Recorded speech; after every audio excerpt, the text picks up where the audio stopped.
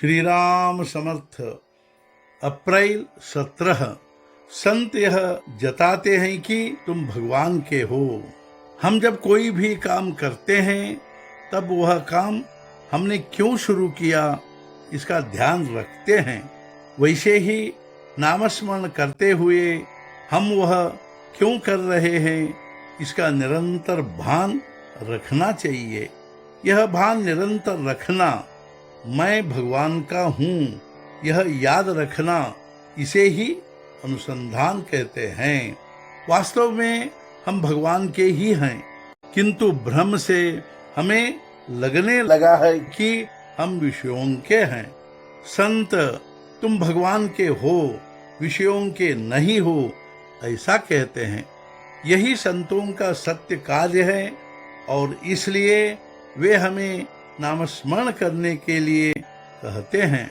नामस्मरण करने का मतलब है मैं विषयों का नहीं हूँ, भगवान का हूँ, ऐसा मन को जताना और वह भान स्थायी हो, इसलिए बार बार मन को वही समझाना, अर्थात नामस्मरण निरंतर करना। तुम कहते हो मैं राम का दर्शन चाहता हूँ, किंतु राम को तुम कैसे पहचान पाओगे। राम के दर्शन के लिए हमें राम के और हमारे भीतर का फासला कम करना चाहिए। राम को निश्चित रूप से पहचानना चाहिए।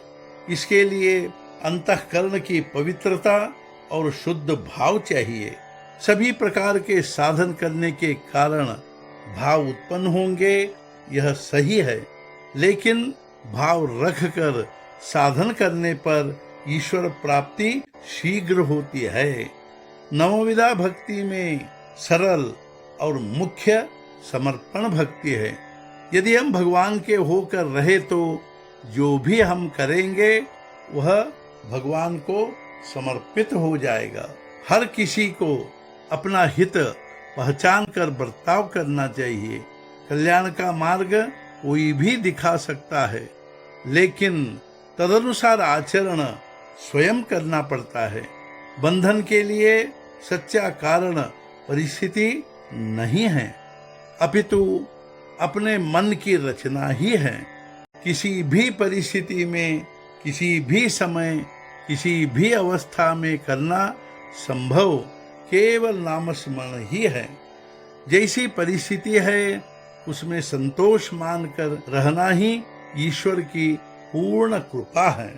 अग्नि का उपयोग करने वाले पर निर्भर होता है, वैसे ही भगवान का उपयोग जैसा किया जाए वैसा होता है।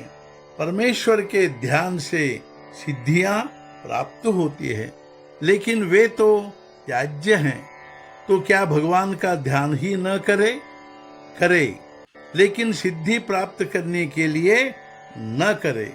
परमेश्वर की प्राप्ति के लिए निष्काम बुद्धि से ध्यान करे, तब परमेश्वर सिद्धि की सब बाधाएं हटाते हैं। साधु सिद्धि का उपयोग कभी नहीं करते। वे परमात्मा स्वरूप में लीन हो गए होते हैं। वे सभी बातें परमात्मा पर छोड़ देते हैं और उसकी इच्छा से ही साधु के जीवन में कभी कभी चमत्कार देखे जाते हैं। आज का मुख्य विचार, साधु से हम व्यावहारिक वस्तुएं कभी न मांगे, उन्हें प्रारब्ध पर छोड़ दे। सद्गुरुनाथ महाराज की जय। जय जय रघुवीर समर्थ।